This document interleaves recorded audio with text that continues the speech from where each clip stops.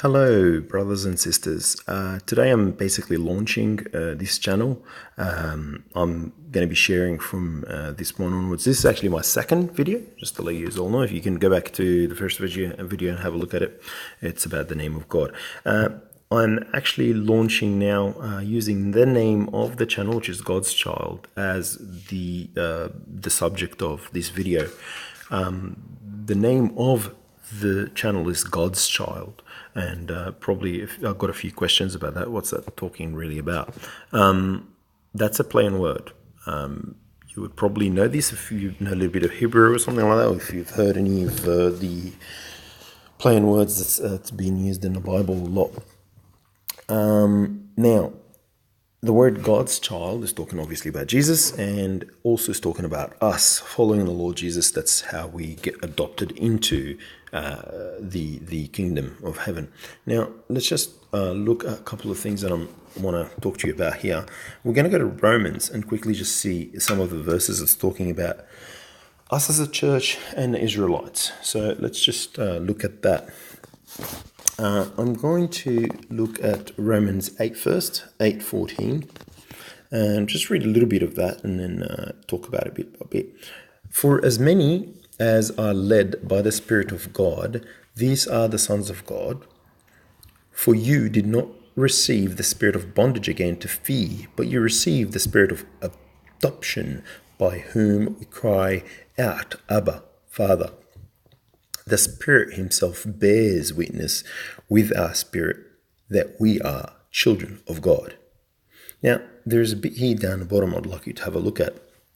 I'm just going to skip through this. You can read it in your own time. Not only that, but we also, who have the first fruit of the Spirit, even we ourselves groan within ourselves, eagerly waiting for the adoption, the redemption of our body. This is a very loaded statement, by the way. I'm going to just try and discuss some of these issues. There's so many layers here. It doesn't look like that if you're a Christian, if you're new in Christianity and you really want to grasp the love of God and all that, you'll understand this statement, and don't worry about it. I'm talking about deeper stuff that's symbolism. It's coming from all the way from Genesis onwards. So we're going to be talking about a lot of layers. We're going to learn together here. So I'm not saying that I'm basically summarizing a lot of things that I've learned. And if I discover something, I'll insert it in there and I'll tell you about it. The idea of the sons of God is an ancient one. I'm going to go and discuss something quite a bit weird here. We're going to be talking about 3 levels of the word the Son of God. There is 3 different times you hear that. You will hear all 3 levels of that. The Son of God, we're talking here about the one, the final one, the last Adam, which is Jesus Christ, the Son of God. The second level is the sons of God. The third one is them who became the sons of God. Now, you probably won't hear too much about this from seminaries and that kind of stuff. Now, this view might sound quite weird, but it's supported by major theologians. We're talking here John MacArthur, Arthur Pink, Chuck Missler. You'll have a lot of people that back this up 100%. This is not something that's far-fetched. It's just the tradition in the church from the 5th century onwards, because of a lot of skepticism that happened after the enforcing of religion, basically, by Theodosius I. A lot of people were forced into Christianity, basically, after Constantine, believe it or not. But you can go back and search that if you want. I'm not going to talk about the opposing views for this, but long story short, if you see Genesis 6, a lot of people will think that if I start talking about it, you'll say, okay, well, the sons of God are basically talking about the sons of Seth, which were the ones that were elect, and the daughters of men were the daughters of Cain, which are the people that, died in the flood. But, if you actually look, a lot of people that died in the flood were actually the sons of Seth.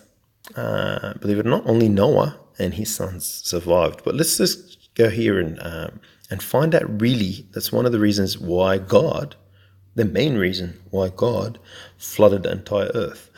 Now it came to pass when men began to multiply on the face of the earth, and daughters were born to them, that the sons of God saw the daughters of men that they were beautiful, and they took wives for them of all whom they chose. The word whom they chose basically doesn't, in Hebrew, it's very clear that they didn't really have a choice. The girls didn't have a choice. These were kind of daughters were sacrificed by men to the sons of God. Now, I want you to open your horizon a little bit here and think about all the pagan societies that we know of that talk about this kind of stuff. Or, you imagine your ancient Titans, your Mesopotamian legends, anything you could imagine. Every culture have this kind of thought in it, where there is this beings that come from outside of our planet, outside of our realm, and they copulate with women to create what we see later on as the giants. There were giants, as you can see from verse 4 here. There were giants on the earth in those days, and also afterward, when the sons of God came in to the daughters of men, and they bore children to them. Those were the mighty men who were of old, men of renown. These are not really, it's not talking here about good guys. Just to let you know, the word that's being used, the giants, the word giants here is the word Nephilim, ones who have fallen. Basically talking about dead, walking dead. That's what it is, essentially. Horrifying creatures. Later on, we'll talk about Goliath as well. Same thing. We're talking here about Goliath. Goliath is also sons of Rapha, the sons of Nephilim. They're the same people. And there is a specific reason why God specifically asks them to kill certain tribes. These tribes were engaging in that practice. The Lord didn't ask him to get rid of the Phoenicians, for instance, the whole lot of them in Sardinia and Tyre. He didn't tell them to kill all the Palestinian tribes. There's specific tribes that he asked them to absolutely abolish. There were practices here that are not discussed in the Bible. You can actually look it up in history, and you can look up some of the folklore. The folklore is kind of, it sounds far-fetched, but actually some of it is not. It's quite making sense with the Bible. Very damning, very horrifying stuff that used to happen there. They used to feed them children as well, just to let you know.